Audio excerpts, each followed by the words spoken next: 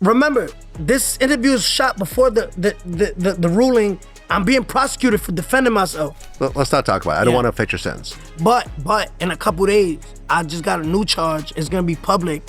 I just caught a new case. Picture this. You're standing in front of a federal judge thinking you're about to finesse your way out of jail time with some sob story about being a victim. But plot twist, that same judge remembers every single lie you told them before, and they're about to serve you the coldest reality check of your life. That's exactly what happened to Tekashi 6ix9ine when he tried to play chess with the federal system and got absolutely cooked. See, most people think 6ix9ine's biggest mistake was snitching on his crew back in 2019. But nah, fam. His real downfall was thinking he could outsmart a federal judge who's been dealing with manipulative defendants since before he was even born. This dude really thought he could walk into court, pull out some exhibits like he's giving a PowerPoint presentation, and convince the judge to feel sorry for him. Spoiler alert, it backfired spectacularly. But here's the thing, this whole situation didn't start with that courtroom disaster.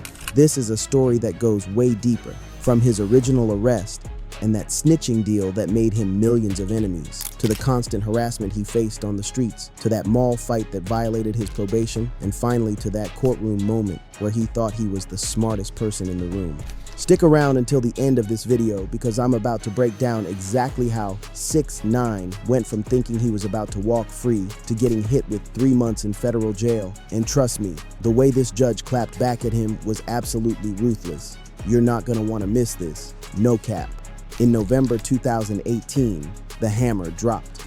Rapper Tekashi 6ix9ine was denied bail as he faces racketeering and firearms charges. A judge ruled the Brooklyn native was a likely danger to the community, and a prosecutor said there was evidence that he directed or participated in multiple acts of violence as part of a gang. Federal agents arrested 6ix9ine on racketeering charges, conspiracy to commit murder, armed robbery, and drug trafficking. This wasn't some small-time beef or a simple assault charge. This was the big leagues, federal RICO charges that could put you away for life. The 22-year-old musician will be arraigned in federal court Monday. His former manager and 2 other associates are also in federal custody. The government had been watching the 9 Trey crew for years, building a case that would take down the entire organization. When 6ix9ine got arrested, he was facing a potential life sentence. Let that sink in for a second. Life in federal prison.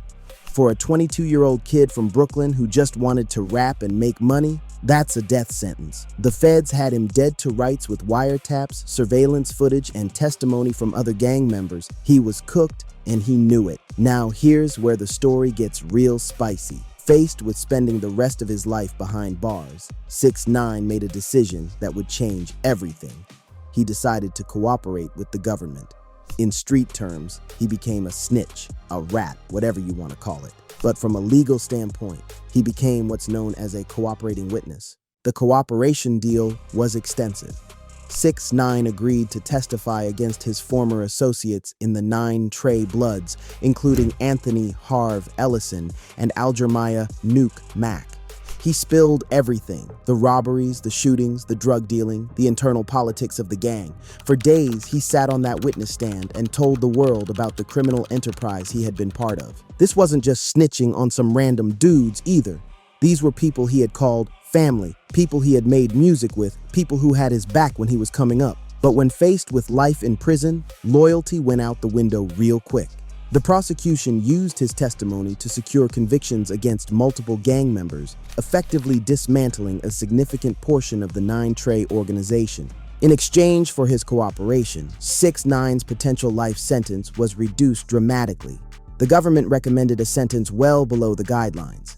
And in December 2019, he was sentenced to 2 years in federal prison with credit for time served. But here's the kicker. Due to his cooperation and the COVID-19 pandemic, he was released to home confinement in April 2020, serving only about 13 months total. When 6ix9ine got out, he thought he could just pick up where he left off. He dropped Gooba, his comeback single, and it went straight to number 3 on the Billboard Hot 100. Dude broke Instagram live records, got millions of views, and seemed to be back on top. But there was one major problem. The streets don't forget, and they damn sure don't forgive. From the moment he stepped out of federal custody, 6ix9ine became a marked man.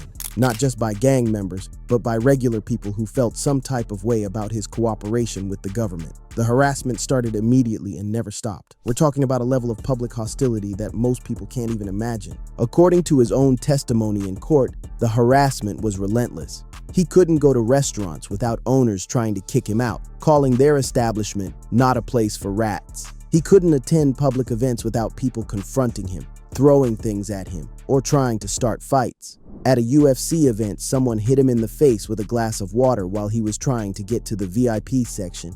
The psychological toll was immense. This wasn't just online trolling or social media hate. This was real-life, in-person harassment everywhere he went. Security couldn't protect him from every random person who wanted to test him or make a name for themselves by confronting the famous snitch. Despite all the harassment, 6ix9ine was managing to stay out of legal trouble for a while. He was on supervised release, which meant he had to follow strict conditions. No drugs, no weapons, no associating with known criminals, and definitely no getting into fights.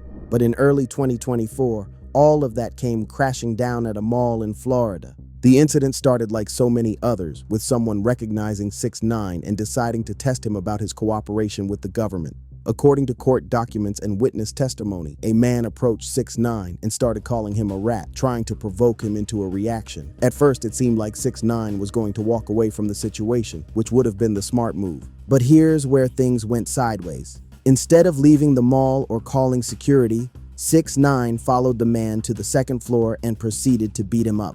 The fight only stopped when 6ix9ine noticed the man had a gun and decided to run. This wasn't self-defense or a heat-of-the-moment reaction. This was a calculated decision to pursue and assault someone who had been talking trash. The assault was caught on security cameras, and within days, 6ix9ine was arrested for violating the terms of his supervised release. But that wasn't the only violation. When they arrested him, they found MDMA and cocaine in his system, which was another clear violation of his release conditions. The probation violation hearing was scheduled, and 6ix9ine knew he was in serious trouble. This wasn't his first violation either. He had previously been caught with drugs and served 45 days for that violation.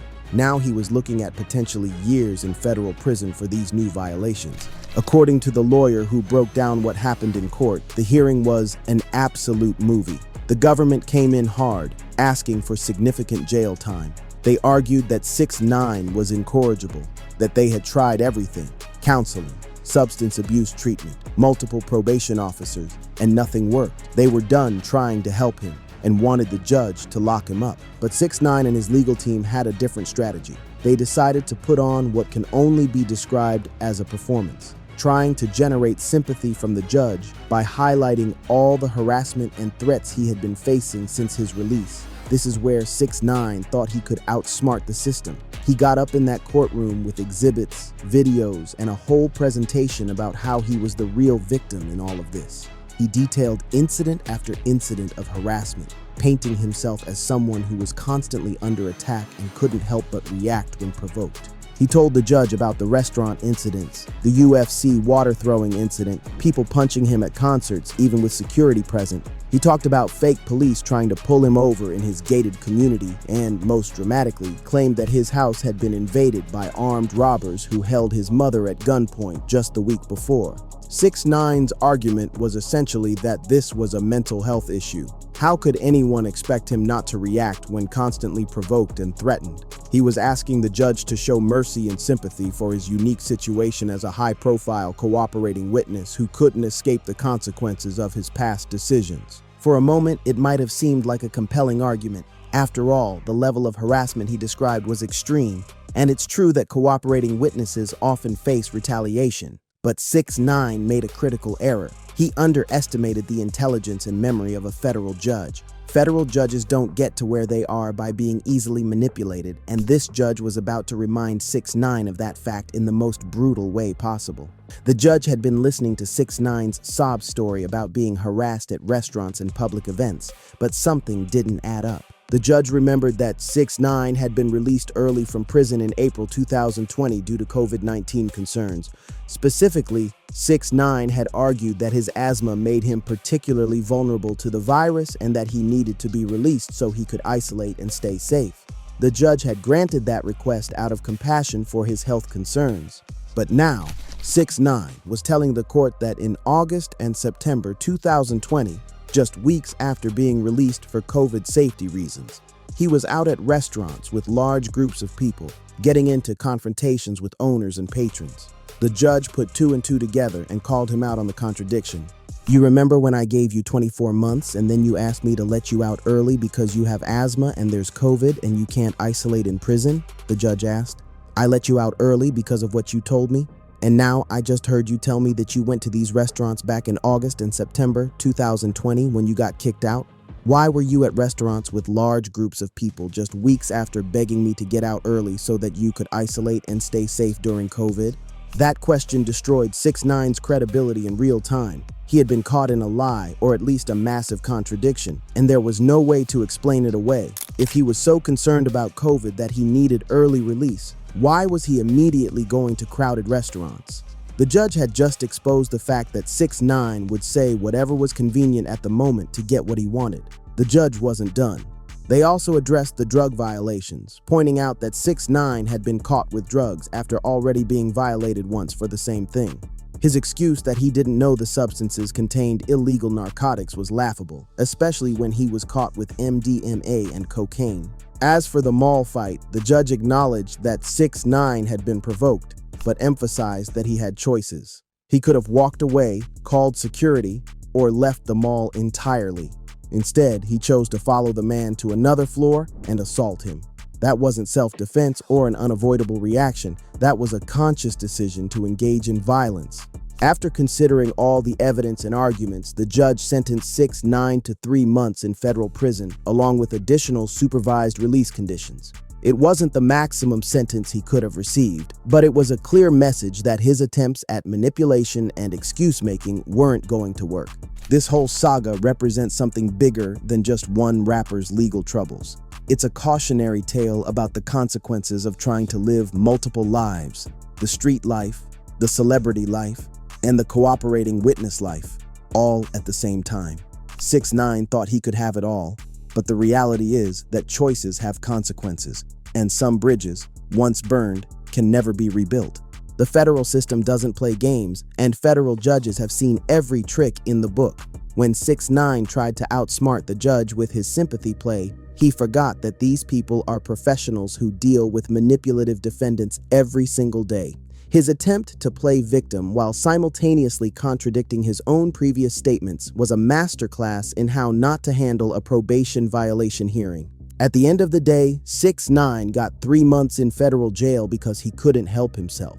Despite having every advantage: early release, successful music career, financial resources, he continued to make poor decisions and then tried to blame everyone else for the consequences.